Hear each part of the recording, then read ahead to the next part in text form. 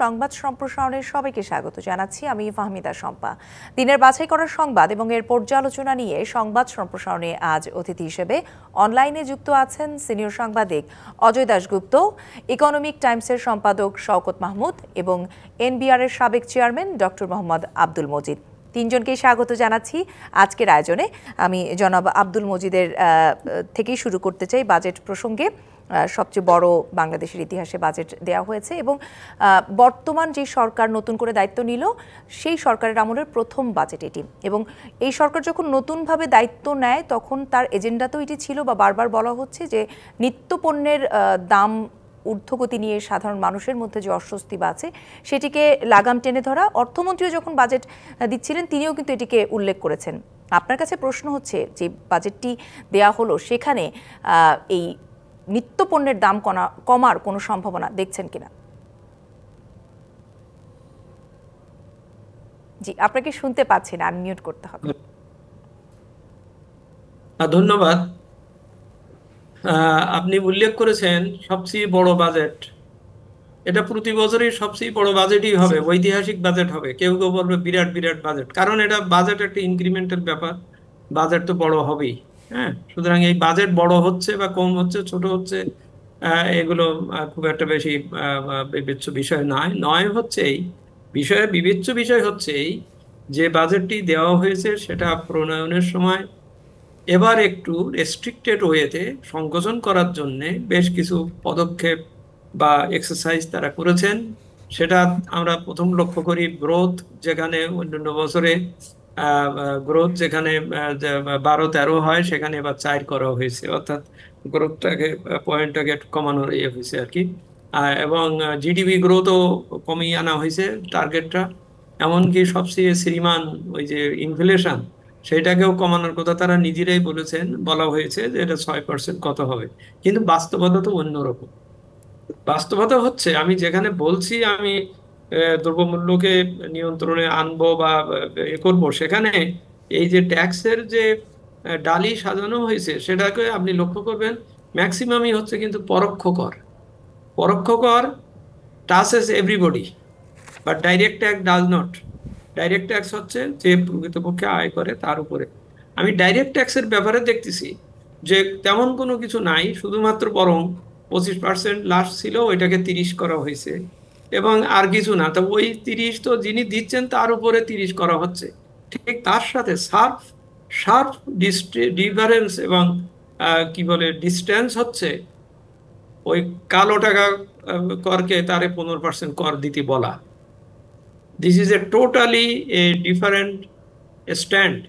কারণ কালো টাকার ব্যাপারটাই হচ্ছে আমার পরোক্ষ প্রত্যক্ষ করের একটা অংশ। মানুষ এখান থেকে টাকা সব নিয়ে গেছে বা সে জমা দেয়নি, তারে ব্যক্তিগতভাবে ধরে তার টাকা তার কাছ থেকে নিতে পারলেই এটা প্রত্যক্ষ করের উপরে তার অবদান রাখতো। আমার আইনে আছে পরিষ্কার, যা কর হবে কর দেবেন, 10% জরিমানা দেবেন, তারপরে আপনি কালো টাকা সাদা করতে পারবেন। এটা তো স্বতঃসিদ্ধ নিয়ম করাই আছে। সেখানে কেন ওই করের হারটা 15-তে আনা হলো? এটা তো দুটো জিনিস করছে। একটা হচ্ছে যারা রেগুলার কর দিচ্ছে তাকে ডিসকারেজ করা হচ্ছে। He is being insulted, I must say.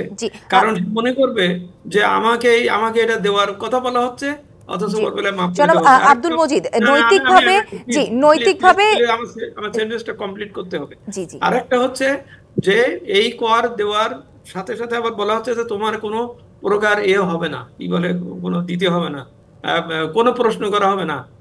নির্বাচনী ইশতেহারে এইসব কথাগুলো ছিল কিনা, যে আমি এই ধরনের একটা অনৈতিক এবং একটা অযৌক্তিক একটা বিষয় দেব, যেখানে ওখানে বলছেন যে আমি স্বচ্ছতা ইত্যাদি দুর্নীতি ইত্যাদি এগুলোর ব্যাপারে কড়া কথা বলা হচ্ছে। সেখানে এই পদক্ষেপে কিন্তু জিনিসটা প্রত্যক্ষ করকে বরং দুর্বল করে দেবে। মানুষ আর নতুন করদাতা আসতে চাবে না।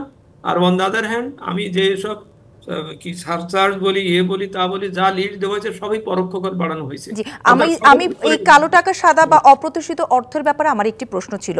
অতীতের বাজেটগুলোতেও আমরা দেখেছি এই সুযোগ কিন্তু ছিল, এবং যে উদ্দেশ্য নিয়ে করা হয়েছিল যে হ্যাঁ কিছু হলেও যদি হয়, যদিও বিষয়টা নৈতিকতা নিয়ে আপনি প্রশ্ন তুলেছেন, তারপরও এই সুযোগটি রাখা হয়েছিল অর্থনীতির হয়তো কিছুটা ভালো হবার স্বার্থে। কিন্তু আমরা কি খুব বেশি সুফল পেয়েছি? এই কালো টাকা সাদার পরিমাণ কি অনেক হারে বেড়েছিল? না, মোটেই বাড়েনি। এবং বরং তারা বরং এই সুযোগটা নিয়েছে যে ঠিক আছে, এটা যদি আরো কন্টিনিউ করে, কোনো সময় জীবনভর কোনো জায়গায় নাই যে 1 বছর ব্যাপী একটা সুযোগ দেওয়া থাকে অ্যামনিস্টি। এটা কোনো জায়গায় নাই এটা। এবং এটার পিছনে কোনো ভয়ের কোনো সৃষ্টি করবার কোনো কোনো কোনো ব্যবস্থা নাই, যেটা অতীতে ভারতে সব জায়গায় করা হয়েছে। একটি নির্দিষ্ট সময় দিয়ে বলা হয় এই টাইমের ভিতরে আপনি সুযোগটি নেবেন, নইলে এরপরে আমি কিন্তু অভিযানে নামবো। এই ভয়টা দেখাতে হবে তার। নইলে এটা যদি ওই সবসময় যদি এটা কন্টিনিউ রাখা হয়, তাহলে হবে কি, ও মনে করবে ঠিক আছে আমি দেখি আর 1 বছর বাড়াই কিনা। তাহলে তো ও যে টাকা ওর ওই বছর দেওয়ার কথা ছিল সেই টাকা সে দেয়নি, সে দেবে না, সে তো পিছিয়ে যাবে।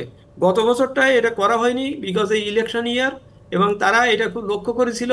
লক্ষ্য করে অনেকে অ্যানজাম করতেছিল যে ঠিক আছে তাহলে আমার বোধহয় টাকা জমা দিতে হবে। কিন্তু তারা 7ই জানুয়ারির দিকে তাকিয়ে থাকলো এবং মনে করলো যে এটা বোধহয় আবার পাওয়া যাবে, যার জন্য টাকা আসেনি। আমি জি, আবার বলছি যে অর্থনীতিতে কেন আমি এই ধরনের একটা মেসেজ দেব যে জি, আমি তোমার কোনো প্রশ্ন করবো না, তুমি এটা ইয়ে করতে পারবে, এই মেসেজ দেওয়াটা জি। কিন্তু আমাদের জন্য জনাব খুব আব্দুল মজিদ, আমি প্রাথমিকভাবে আপনার মন্তব্য শুনছিলাম, এবং আবারও আমি আপনার কাছে ফিরে আসব, জানতে চাইবো যে যাদের আসলে আয়ের গুরু দায়িত্বটাই বাজেটের জন্য আয় করে নিয়ে আসার দায়িত্বটা থাকে এনবিআর এর উপর, এবারও যথারীতি আছে, তাদের ক্ষেত্রে কোনো নতুনত্ব দেখছেন কিনা কর আহরণের ক্ষেত্রে, এই প্রশ্ন নিয়ে ফিরবো আপনার কাছে। তবে আমি বাকি দুজনের কাছ থেকে একটু শুনে আসতে চাইবো। অজয় দাশগুপ্ত, আপনার পর্যবেক্ষণ কি বলে, কেমন হলো বাজেট? সাধারণ মানুষের জন্য স্বস্তি নিয়ে আসবে কিনা? বাংলাদেশে তো বাজেট হচ্ছে ব্যয় অনুযায়ী আয় নির্ধারণ করা। মানে আমার একজনের বেতন পায়, তার সংসারের খরচ কোন খাতে করবে, কিভাবে করবে, সেটা বেতন অনুযায়ী নির্ধারণ করে। বাংলাদেশ হচ্ছে ব্যয়ের খাতগুলো আগে ঠিক করে যে এই খাতে আমি ব্যয় করব, তারপরে ঠিক করে যে আচ্ছা তাতে তো আমার আয় কুলাচ্ছে না, আমার রাজস্ব আয় মানে প্রত্যক্ষ কর পরোক্ষ কর কুলাচ্ছে না, আচ্ছা বিদেশি ঋণ নাও তাতেও কুলাচ্ছে না, আরো কিছু জায়গা নতুন কর আরোপ করো। এই হচ্ছে বাংলাদেশের বাজেটের একটা জায়গা। আর একটা দিক হলো যে আমার তো মনে হয় যে এখন তো আওয়ামী লীগের নিরঙ্কুশ সংসদ সদস্য বা মন্ত্রী। আওয়ামী লীগের তো মজিদ ভাই একটা কথা কিন্তু বলেছেন যে বাজেট সবসময় বেশি হবে, নইলে তো অর্থনীতির ভয়ঙ্কর বিপর্যয়। যে আগের বছরের চেয়ে বাজেটের আকার যদি কমে যায়, তো এই বছরে তো অ্যাকচুয়ালি যদি গত বছরের মানে 7,60,000 কোটি টাকার বেশি, এইবারে 8 লাখ টাকার কাছে, মানে দুইটা বাজেট তো খুব কাছাকাছি। ইনফ্লেশন রেট ধরলে কিন্তু গত বছরের চেয়ে বাজেটের পরিমাণ কম। এইটা বাস্তবায়ন হবে কিনা সেটা তো পরের প্রশ্ন। কিন্তু আওয়ামী লীগের নেতাদের তো ঘুম হারাম হয়ে যাওয়ার কথা ছিল যে কেন মানে একটা বাজেট আগের বছরের আকার মানে ইনফ্লেশন ধরলে কম। এইটার জবাব কিন্তু আওয়ামী লীগের যারা অর্থনীতি চর্চা করেন বা মন্ত্রিসভায় আছেন, এবং তার মানে দুশ্চিন্তার ব্যাপার এই কারণে যে আমি একজন মন্ত্রীর কাছে শুনেছি যে তিনি প্রকাশ্যে বলেছেন যে মুক্তিযোদ্ধা ভাতা তিনি 20,000 টাকা বাড়িয়ে 30,000 টাকা চান, এবং এইটা এইবারের বাজেটে হবে এমন একটা আশাবাদও তিনি ব্যক্ত করেছেন। মুক্তিযোদ্ধা ভাতা এখন 2 লাখেরও কম পায়, কিন্তু তাদের বয়স যারা বেঁচে আছেন 70 বছর বা তারও বেশি, 80-90 বছর, তো তাদের অর্থনীতির যে বাস্তবতা তিনি কিন্তু এটা বুঝেননি। যে বাজেটে এই সামাজিক নিরাপত্তা খাতে কিন্তু এইবারে খুব বেশি যে বাড়ানো হয়েছে তা না। ওই নিরাপত্তা খাতে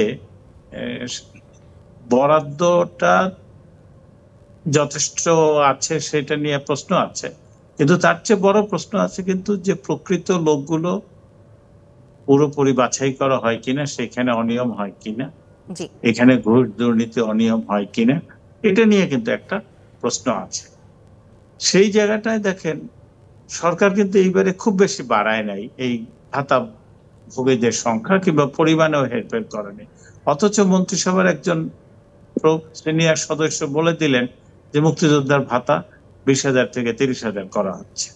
তিনি আশাবাদ সৃষ্টি করলেন, এবং কাদের মধ্যে? যারা দেশের স্বাধীনতার জন্য লড়াই করছে, প্রাণ দিতে গিয়েছে, 70 থেকে 90 বছর যাদের বয়স, তাদের মধ্যে আশাবাদ তৈরি করলেন, এবং অর্থমন্ত্রী সেই কাজটি কিন্তু করেন। অর্থাৎ অর্থনীতি কোন পথে চলছে, কিভাবে বাজেট হচ্ছে, সেইগুলো এমনকি মন্ত্রিসভার একজন সিনিয়র সদস্যরও কিন্তু স্পষ্ট স্বচ্ছ ধারণা নেই। আমার কাছে দুশ্চিন্তার জায়গাটা এইখানে। জি, আমি আরো শুনবো, তবে আমি আরেকটু শওকত মাহমুদের কাছ থেকেও শুনে আসতে চাই। মূল্যস্ফীতির যেই লাগাম টেনে ধরবার লক্ষ্যমাত্রা ধরা হয়েছে 6.5-এ, সেটি এই বাজেট দিয়ে কতটা সম্ভব হবে? দেখুন, মূল্যস্ফীতি খাদ্যের ব্যাপারে ইতিমধ্যেই 10% ছুঁয়ে গেছে। এটা আমি মনে করি যে একটা উচ্চাভিলাষী লক্ষ্যমাত্রা, যে খাদ্য মূল্যস্ফীতি 6.5% নামিয়ে। এর বড় কারণ হচ্ছে খাদ্যের বাজার বা নিত্য পণ্যের বাজারের উপর সরকারের কোনো নিয়ন্ত্রণ। রোজার মাসের আগেই সরকার ঘোষণা দিয়েছিল নিত্য পণ্যের দাম কমাবে, কিন্তু পারে, সিন্ডিকেটের কাছে তারা পরাজিত হচ্ছে। সেই জায়গায় এখন আপনি মূল্যস্ফীতি কমানোর জন্য যে আপনি বিতম্বি করছেন, এটা কোনোভাবেই সম্ভব হবে না। কারণ যারা করছে তাদের কাছে সরকার অসহায়, সরকার অলমোস্ট সারেন্ডার করেছে। এটা সম্ভব। যেটা হয়েছে যে ধরেন নতুন অর্থমন্ত্রী তার প্রথম বাজেট দিয়েছেন, আবু হাসান মাহমুদ আলী সাহেব, 6 জন ব্যক্তি বাজেট দিয়েছেন, এবং তার বাজেটের মধ্যে এমন একটা সময়ে যে বাজেট দিয়েছেন, এই বাজেটে গতানুগতিকতার বাইরে কিছু একটা করা তার জন্য কোনো সম্ভব নয়। আবার তার উপরে চেপে বসে আছে যে IMF এর শর্ত, নানা ধরনের বিষয়ে চেপে বসে আছে। তার ব্যাংকে টাকা নেই, রিজার্ভে ডলার নেই, নানা ধরনের সমস্যা আছে। সেই জায়গায় তিনি কোনোভাবে একটা বাজেট দিয়েছেন, এবং এই বাজেটের মধ্যে একটা স্বস্তির বিষয় হচ্ছে যে যেই সরকারের ভেতরে যে লুটেরা গ্রুপটা আছে, যারা ব্যাংকগুলো খালি করে ফেলছে, রিজার্ভ খালি করে ফেলেছে, সব ব্যবসার মধ্যে কমিশনের পিছনে ছুটে ছুটে তাদের কোনো তাদের শিল্প কারখানা বাড়েনি, কিন্তু তাদের আয় বেড়ে গেছে, অনেক ইনকাম হয়েছে। এই গ্রুপটা অর্থ মন্ত্রণালয়কে বাংলাদেশ ব্যাংকে যেভাবে মাথা চেপে ধরে কাজ আদায় করতো, এবার হয়তো সেটা সম্ভব না হতে পারে। কিন্তু বাজেটে আমি যেটা বলবো, বাজেটের ক্ষেত্রে এই পণ্যের দাম বৃদ্ধি, এগুলো আসলে আমাদের কাছে এখন আর কোনো নিউজই ক্যারি করে না সাধারণ মানুষের কাছে। কারণ বাজেটের আপনার বিদ্যুতের দাম বাড়ানোর সিদ্ধান্ত হয়ে গেছে বছরে 4 বার করে বাড়ানো। সংসদে কোনো সরকারের কোনো জবাবদিহিতা নেই, নির্বাচনে কোনো কমিটমেন্ট ছিল না এরকম, খালি মূল্যস্ফীতি কমানোর একটা কমিটমেন্ট ছিল। তো নির্বাচন যেভাবে গতানুগতিক হয়, বাজেটও সেভাবে গতানুগতিক। অর্থাৎ এই বাজেট থেকে খুব একটা বেশি প্রত্যাশা করা ঠিক হবে। তারপর বিনিয়োগের প্যাটার্নটা কি হবে, নতুন বিনিয়োগ না হলে কিভাবে কর্মসংস্থান সৃষ্টি হবে, আমাদের এখানে ব্যাংক খাতকে কিভাবে চাঙ্গা করা যাবে, সেগুলোর কোনো দিক নির্দেশনা নেই। এবং সরকার 1,37,000 কোটি টাকা ঋণ নেবে ব্যাংকগুলোর কাছ থেকে, এটা আরো বেড়ে যাবে, যেটা আগেও বেড়ে গেছে। মূলত সরকার জনগণের চাইতে যাদেরকে খুশি করা সরকারের জন্য খুব ইম্পর্টেন্ট, সেই মনে করেন জনপ্রশাসন খাতে এখন সবচেয়ে বেশি বরাদ্দ। কারণ জনপ্রশাসন হচ্ছে সরকারের মূল মনোযোগের বিষয়, কারণ তারা সরকার ক্ষমতায় আনে, সরকারের ভালো মন্দ বাস্তবায়ন করে, এবং সেখানে রাজনীতিবিদদের চাইতে তারা জনপ্রশাসন। তারপরে সশস্ত্র বাহিনীর ক্ষেত্রে, পুলিশের ক্ষেত্রে, এগুলো আপনি দেখবেন তাদের বরাদ্দ বেশি। শিক্ষা, স্বাস্থ্য, এই ধরনের বরাদ্দ তুলনামূলক কমে গেছে। আগে সেখানে সরকারগুলো ক্রেডিট দিত যে শিক্ষায় সবচেয়ে বেশি বরাদ্দ, এখন আর ওইসব ক্রেডিট নেওয়ার বিষয় নাই। এখন হচ্ছে জনপ্রশাসন, আইন শৃঙ্খলা, নিরাপত্তা, এই বিষয়গুলি হচ্ছে সরকারের। আমি বাজেট নিয়ে আরো চুলচেরা বিশ্লেষণ শুনবো আপনার কাছ থেকে, তবে আমি আবারও একটু আব্দুল মজিদের কাছে যেতে চাই। যেটি বলছিলাম যে এনবিআরকেই তো আসলে বেশিরভাগটুকু আয় করে নিয়ে আসতে হবে, 4,80,000 কোটি টাকার লক্ষ্যমাত্রা তাদেরকে দেওয়া হয়েছে, কিন্তু তাদের যে সক্ষমতা দেখছেন সেটি দিয়ে সম্ভব কিনা, বা নতুন কোনো ডাইমেনশন এই বাজেটে আছে কিনা যেটি দিয়ে এনবিআর এটা আয় করে নিয়ে আসতে পারবে? হ্যাঁ, স্বাভাবিক বাস্তবতা হচ্ছে এনবিআর কিন্তু রেভিনিউ আর্ন করে, আহরণ করে। রেভিনিউ থাকলে সেটা আহরণ করে, এই করার দায়িত্বটা তার।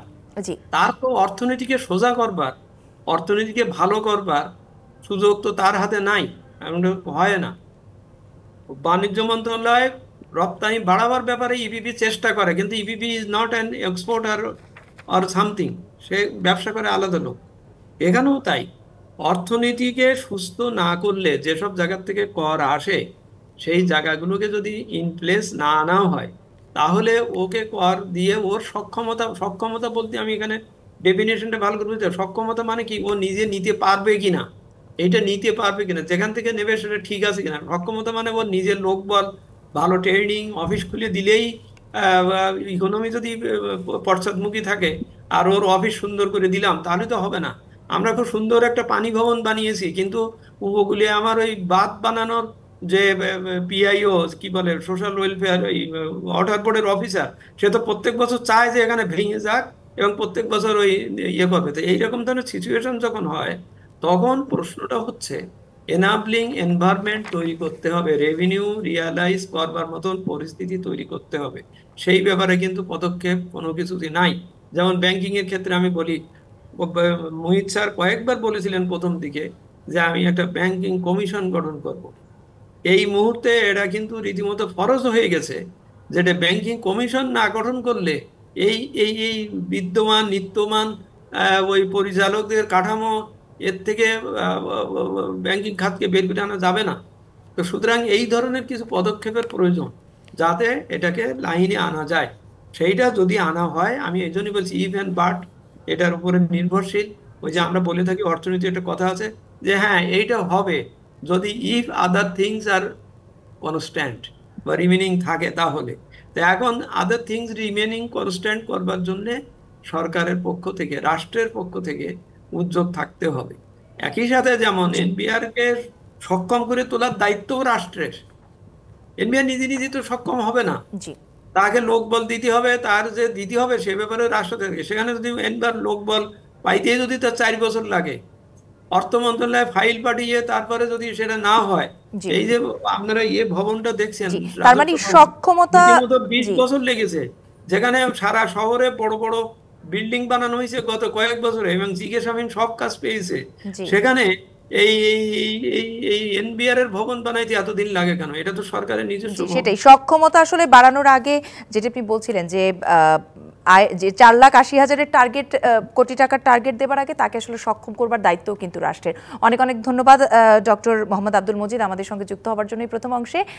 আমি বিরতি নিতে চাই, আপনার কাছ থেকে বিদায় নিয়ে ফিরবো বাকি আমাদের দুই অতিথিকে নিয়ে। শওকত মাহমুদ, এই যে এমপিদের শুল্কমুক্ত গাড়ির সুবিধা যেটি ছিল সেটিকে এবার উঠিয়ে দেওয়া হয়েছে, 25% তাদেরকে কিন্তু দিতে হবে, এই সিদ্ধান্তটি কেমন হলো? এই জি শওকত শওকত শওকত শওকত আপনি আনমিউট করেন, আনমিউট করেন। জি আপনাকে শুনতে পাচ্ছি না। সরকার আনমিউট করেন, শওকত মাহমুদ আপনাকে শুনতে পাচ্ছি না। আনমিউট করতে। হ্যাঁ এখন শোনা যাচ্ছে? জি এখন হ্যাঁ শুনতে পাচ্ছি।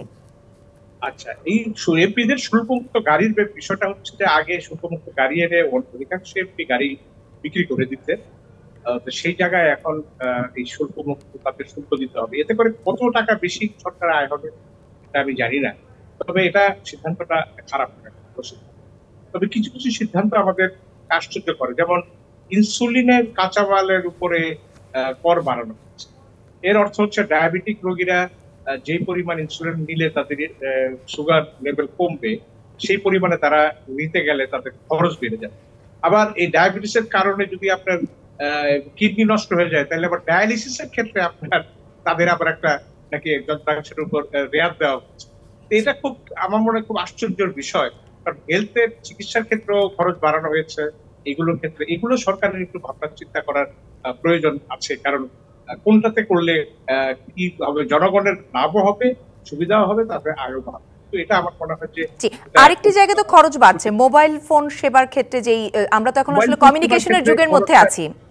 জি এই পরিষেবার পরে যে এই করার এটা অত্যন্ত আমি মনে করি আপত্তিকর এবং নিন্দাজনক। এই কারণে মানুষ মোবাইলের মাধ্যমে তার অর্থনৈতিক গতিশীলতা বাড়াতে চায়, তার মোবিলিটি, তার সোশ্যাল মোবিলিটি সবকিছু। সেই জায়গায় মোবাইলের উপরে এইভাবে আপনার আমি মনে করি এটা সাধারণ মানুষের উপর প্রত্যক্ষভাবে যাবে। মানে 100 টাকা যদি আমি ফ্লেক্সি করি, আমি আসলে বেনিফিট পাবো 69 টাকা, তার মানে বাকি টাকাগুলো তারা কেটে নেবে। এটা আমি মনে করি যে এই জিনিসগুলো। জি আমি একটু এবারে অজয় দাশগুপ্তর কাছে যেতে চাই। খেলাপি ঋণের সংখ্যাও তো আগের তুলনায় বেড়েছে, সেই ব্যাপারে কমিয়ে আনার ব্যাপারে বাজেটে কোনো দিক নির্দেশনা দেখতে পেলেন কিনা? প্রথমত আমাদের এই যে ব্যাংকিং নিয়ে যে প্রশ্নটা ডক্টর মজিদ বললেন, আপনি যদি ব্যাংকে টাকা নিয়ে ফেরত না দিয়ে রেহাই পেতে পারেন, তাহলে এই ব্যাংকিং আইন সংস্কার হলো বা কি আপনার, আপনি নিচ্ছেনই একটা অংশ সমাজে দাঁড়িয়ে গেছে বহু কয়েক দশক ধরে যে আমার টাকা ফেরত দিতে হবে না। এই জায়গাটায় কিন্তু এখনো এই যে প্রাইভেট সেক্টর ব্যাংকগুলো, আমরা সাংবাদিকরাও বলি যে মালিক ব্যাংকের, মালিক তো না, মালিক তো ডিপোজিটররা, সেটার প্রত্যেকটা টাকার জবাবদিহিতা থাকা উচিত। এই জায়গাটায় কিন্তু বড় ধরনের গলদ ব্যাংকিং সিস্টেমে বহু বছর ধরে এই যে বিশ্ব ব্যাংক আমেরিকার চাপে প্রাইভেট সেক্টরের হাতে ব্যাংকগুলো দিয়ে দেওয়া হয়েছে, আর্থিক প্রতিষ্ঠান দিয়ে দেওয়া হয়েছে, এবং তাদের উপরে কোনো নিয়ন্ত্রণ আরোপ করা চলবে না, এগুলো তো আমেরিকা চাপায় দিচ্ছে, বিশ্ব ব্যাংক IMF চাপায় দিচ্ছে আমাদের উপরে, এবং আমাদের ধনবান শ্রেণী সেইটার সুযোগ পুরোপুরি গ্রহণ করেছে। আর এই ধনবান শ্রেণী তো সংসদে এখন অর্ধেকের বেশি আসন তো বেশ যথেষ্ট ধনবান বা অতি ধনবান, তাদের নিয়ন্ত্রণে। তারা তো এমন কোনো আইন তাদের বিপক্ষে যায় সেটা পাশ করতে দিবে না যদি না জনমত গড়ে ওঠে। জি, আমি এই জায়গাটিতেই আমি আবারও নিশ্চয়ই সুযোগ পেলে ফিরবো। আমি এই জায়গাটিতেই যেতে চাই আব্দুল মজিদের কাছে একটু আবারও, এই দুইজনের সাথে নতুন আর কিছু আপনি যুক্ত করতে চান কিনা? যুক্ত করতে চাচ্ছি এই জন্যেই, যুক্ত করতে হবে কিছু। যুক্ত বিষয় হচ্ছে যে অর্থনীতিকে আমাদের অর্থনীতি মনে করতে হবে। এটা কোনো একটি গোষ্ঠী বা দল বা একটা বা ওই যে দাদা যেমনটি বললেন, টাকা হচ্ছে জনগণের, যেমন তারা যারা দিচ্ছে তাদের। সেখানে আমি সংসদে ঠিক একটা আইন পাশের জাস্ট আধা ঘন্টা আগে আমি ওখানে আরেকটা শর্ত জুড়ে দিলাম যে 12 বছর থাকতে পারবে পরিচালকরা, মানে মালিকরা। এই মালিকের ডেফিনেশন তো ঠিক করতে হবে। ঠিক না করলে পর মানুষের আস্থা তৈরি হবে না। আস্থা তৈরি না হলে মানুষ কিন্তু সঞ্চয় করবে না। একথা বুঝতে হবে, মানুষ বিশ্বাসের বিশ্বে বাস করতে চায়। ব্যাংকে টাকা মানুষ রাখে আস্থার জন্য, বিশ্বাস করে, নইলে তো সে গনিমিয়ার মতো বালিশের ভিতরে রেখে দিত, তা রাখে। এখন সেখানে সে যদি দেখে যে তার বিশ্বাস হারিয়ে যাচ্ছে, তার টাকা, যেমন আমি একটি বিশেষ ব্যাংকের নাম বলি, তারা বহুদিন যাবৎ খুব সুনামের সাথে কিন্তু SME খাতে লোন দিচ্ছিল, লোন দিয়ে যেত, এটা তাদের দায়িত্বের ভিতরে ছিল। এখন সেখানে টাকা নাই। কি ব্যাপার? সেখানকার মালিক বলছেন, মালিক যারা মালিক, সে বলছে টাকা আমাদের টাকা, আমি কেন SME দের দেবো? আপনি সেই ব্যাংকগুলোর, আমি একটা ব্যাংকের নাম বলে এখানে করতে চাচ্ছি না, আপনি ব্যাংকগুলোর কাছ থেকে গত 4 বছরের একটা হিসাব নেন যে তারা SME খাতে বা বিশেষায়িত খাতে তাদের লোন দেওয়ার যে কথাগুলো ছিল সেইটা পালিত হচ্ছে কিনা। কারণ সেখানে টাকা নাই, তার টাকাটা কে নিয়ে গেল? এখন ওটা না নিয়ে গেলে এই SME খাতকে যদি লোনটা না দেওয়া হয়, তাহলে আমার এই ইনফরমাল এই সেক্টর এ তো গড়ে উঠবে না। তা গড়ে না উঠলে আপনি কি করবেন? আপনি খেজুর গাছের কাছে রস চাচ্ছেন, কিন্তু আপনি খেজুর গাছের গোড়ায় কিন্তু পানি দিচ্ছেন না, তাকে কোনো ব্যবস্থা করছেন না, তো তাহলে কি হবে? সুতরাং এই ব্যাপারটা আমার যুক্ত করার বিষয় ওইটাই, অর্থনীতিকে যতদূর সম্ভব যেভাবে হোক সকলে মিলে এটা করতে পারে। শওকত মাহমুদ যেটা বলতেছিলেন সংসদ সদস্যদের ওই যে এর ব্যাপারটা, সেটাও একটু সামান্য যোগ করি। 1973 সালে যে বিশেষ প্রিভিলেজ এর ভিতরে বঙ্গবন্ধু এটা দিয়েছিলেন, তখনকার সময় এটার একটা যৌক্তিকতা ছিল যে দুর্যোগগ্রস্ত দেশ, আইন সংসদরা তারা যেহেতু দেশের এই পুনর্গঠন বা সব কাজে তারা অংশগ্রহণ করবেন, তো তাদের যদি আমরা একটু শুল্ক মুক্ত গাড়ি দেই তাহলে তারা করবেন। কিন্তু আমার অর্থনীতি তো দিনে দিনে অনেক বড় হয়েছে, এবং যেটি অজয় দাশগুপ্ত বলছিলেন যে এখন তো আসলে অতি ধনিক শ্রেণীরাই সংসদে দেখলাম তো তখন এই প্রশ্নটা এসে যায় যে এটা, আমি মনে করি এটা খুব ভালো সিদ্ধান্ত হয়েছে, এটা দরকার। এবং আমি আবার ফিরে এসে বাকি আলোচনা শুনতে চাইবো, আমাকে আরেকটি বিরতির সময় নিতে হচ্ছে। এত আগের 2 অংশে চুলচেরা বিশ্লেষণ শুনেছি আপনাদের কাছ থেকে, তবে প্রস্তাবিত বাজেটের ব্যাপারে কোনো সুপারিশ যদি থাকে এক লাইনে যদি বলতেন। একটা সুপারিশ যে আমাদের অর্থনীতির আকার বড় হচ্ছে, আরো অনেক বেশি ট্যাক্স আদায় করা সম্ভব, এবং ট্যাক্সটা আদায় এই গণহারে অপ্রত্যক্ষ কর, এই মোবাইল ফোন, ব্যাংকের অ্যাকাউন্ট, এইখান থেকে এগুলো হলো সহজে আদায় করা।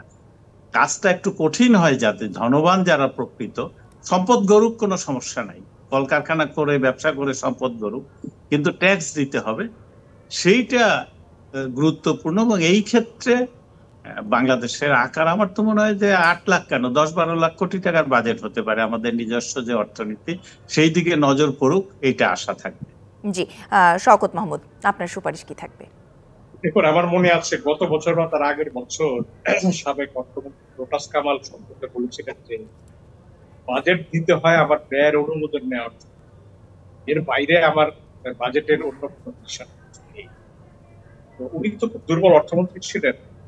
এখনো আমার কাছে মনে হয়েছে যে এটা একটা পলিটিক্যাল কমিটমেন্ট লেস, মানে গভর্নমেন্টের নির্বাচনে যেভাবে একটা নির্বাচনের মাধ্যমে এসছে তার আলাদা একটা কমিটমেন্ট ছিল না, এবং সেই কমিটমেন্টের বাইরে থেকে এই যে একটা বাজেট দেওয়া, এটা হচ্ছে খুব একটা মানে গতানুগতিক, শব্দটাও খুব গতানুগতিক, কিন্তু আমি বলবো যে এটা একটা রুটিন বাজেটের মতো দেওয়া হয়েছে।